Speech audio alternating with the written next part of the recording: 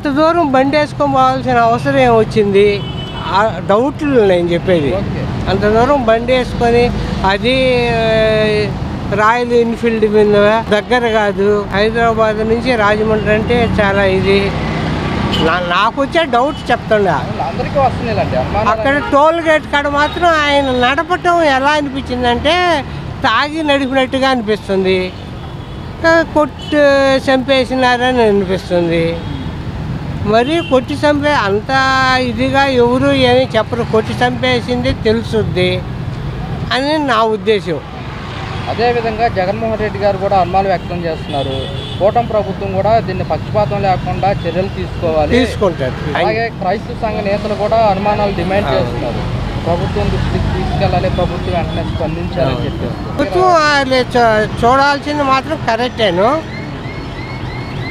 ఏం చేద్దాం, అసలు చంపినారా లేకుంటే ఆయన తాగి తోలి చచ్చిపోయినాడా అనేది మాత్రం అర్థం కావటం లేదు నా ఉద్దేశంలో.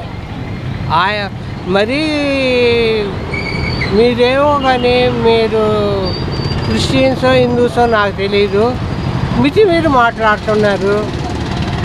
వాళ్ళు మాట్లాడుతున్నారని వీళ్ళు మాట్లాడుతున్నారని వాళ్ళు కాసేపు ముస్లిమ్స్ చంపేశారంటున్నారు, కాసేపు హిందువులు చంపేశారంటున్నారు.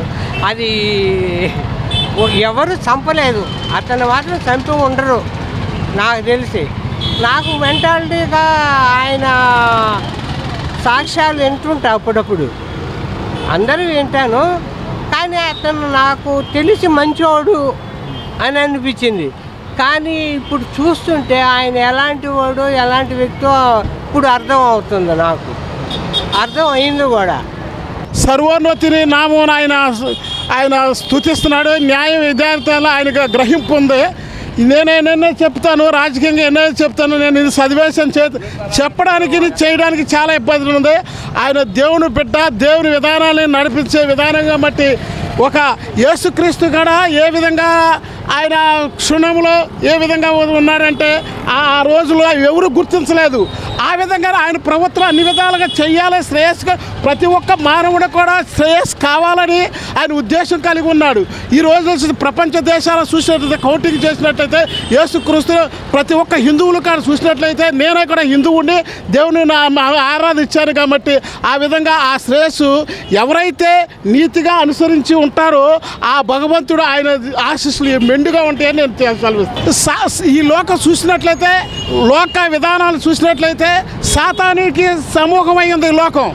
ఆ సమూహానికి సమర్పణం కొడతారే కానీ నిజమైన న్యాయానికి నీతికి అనుసరించిన వాడే నిజమైన పశువుల కాపీ. దావీదు మహారాజు రాజవంశానికి వచ్చిన దేవుని ఉద్దేశంలో ఎవరైతే ఉన్నారో మొన్న అన్ని పథకాలు పెట్టాడు, ఇన్ని చేశారు. ఏం చేశారంటే ప్రజల యొక్క విధానానికి ఒక 10-15 యొక్క సలహాదారులు తీసుకున్నారు.